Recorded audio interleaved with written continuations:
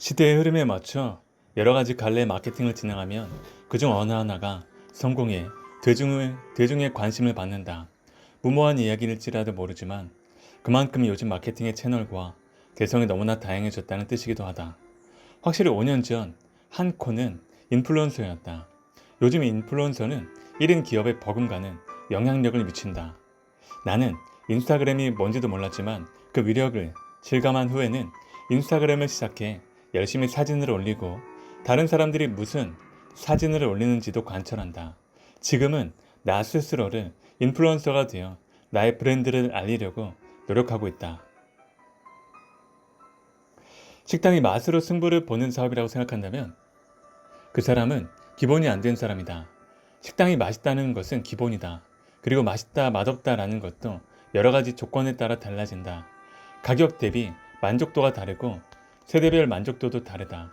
20대에게는 달아야 맛있는 음식이고 장년들에게는 싱거워야 맛있는 음식이다. 따라서 맛은 타깃에 맞춰 만들어야 한다. 요즘은 비주얼 마케팅에 대해서도 고민이 필요하다.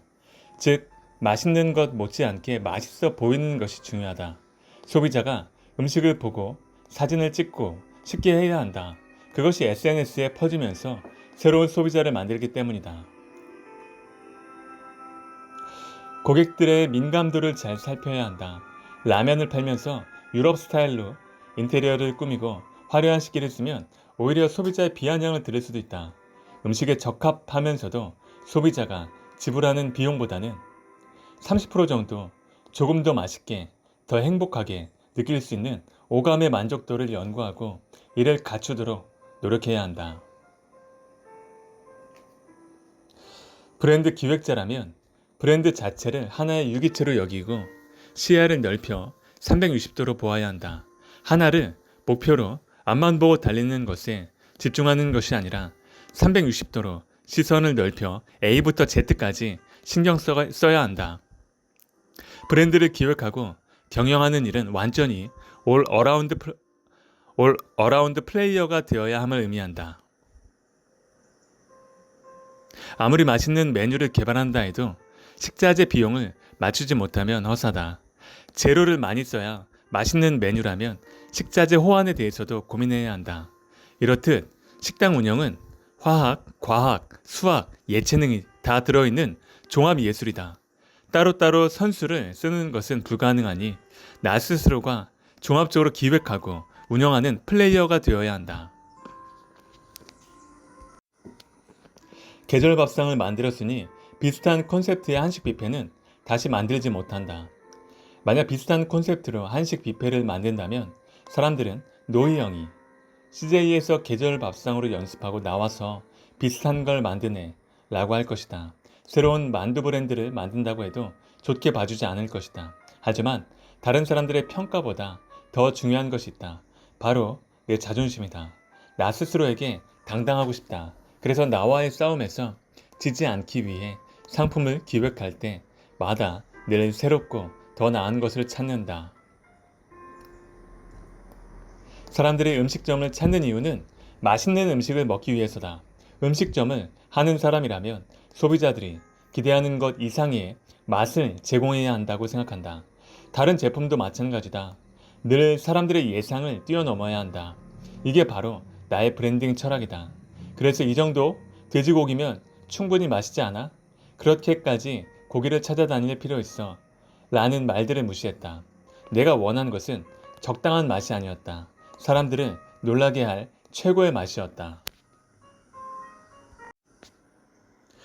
나는 26살부터 사업가로 살아왔고 40대에 대기업에 입사해 10년간 임원 생활을 하며 많은 경험과 깨달음을 얻었다.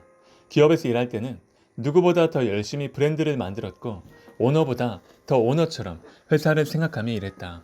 그리고 50대가 되어 다시 사업가의 자리로 돌아왔다. 자리가 사람을 바꾼다고 했던가? 100% 지분을 가진 시금연구소의 대표가 되어보니 마음가짐이 이전과 달라졌다. 내가 온전히 책임지는 나의 사업체를 갖게 된 지금 비로소 진정한 사업가가 됐다고 생각한다. 삼거리 푸주간, 쓰리버즈, K-팝을 두고 실패한 브랜드라고 말하는 사람도 있다. 하지만 나는 그렇게 생각하지 않는다. 누가 뭐라고 해도 이 브랜드들은 나에게 특별하다. 이 브랜드를 만들고 키우는 경험을 통해 어떤 브랜드를 맡았을 때보다 나는 더 많이 성장했다. 만약 지금의 나처럼 절망적인 상황 혹은 새로운 변화를 겪는 사람이 있다면 말해주고 싶다. 시간이 흐르면 지금의 경험은 두 번 다시 없을 걸음이 될 것이라고. 툭툭 털고 일어나 지금 할 수 있는 최선의 방법을 찾으라고.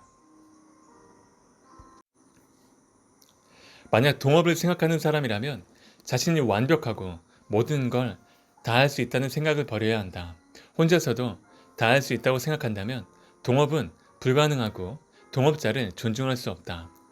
나의 부족분을 알고 그것을 채워줄 사람을 찾아야 바람직한 동업이 이루어진다. 나는 음식에 대해서는 잘 알지만 다른 분야에 대해서는 잘 모른다. 그래서 소비자의 욕망을 고려하면서 어떤 회사와 함께해야 할지 고민했다. 일을 하다 보면 브랜드의 운명도 사람의 인생과 같다는 생각이 든다. 잘 나갈 때도 있고 안 될 때도 있다. 매출이 부진해서 길을 못 펼 때도 있고 병이 나서 누워있을 때도 있다. 그러다 외부적 요인에 의해 팔려가기도 하고 결국 명을 다하기도 한다. 나는 CJ 브랜드들의 의사여야 했다. 소중하게 탄생한 브랜드가 하루아침에 죽는 일이 생기지 않도록 각 브랜드의 장점을 찾아 어떻게든 재도약할 모멘텀을 만들어주는 것이 나의 역할이었다. 내가 생각하기에 백설은 오랜 역사와 특유의 부드러운 매력을 지닌 백자와 다름없다. 그런데 늘 집에서 사용하니 얼마나 귀한 것인지 잊게 되었다. 늙고 낡았으니 심하게 말하면 요강 취급을 받고 그 안에 이것저것 다 넣은 것이다. 그런 일들이 쌓이다 보니 결국 브랜드의 정체성이 무너졌다. 게다가 외부에서는 젊고 세련된 이미지를 내세우는 경쟁업체들이 호시탐탐 백설의 자리를 노리고 있었다. 숫자는 거짓말을 하지 않는다. 결과는 매출 부진으로 이어졌다. 어느샌가 젊은 사람들에게는 백설은 엄마 세대나 찾는 낡고 촌스러운 브랜드가 되어 있었다.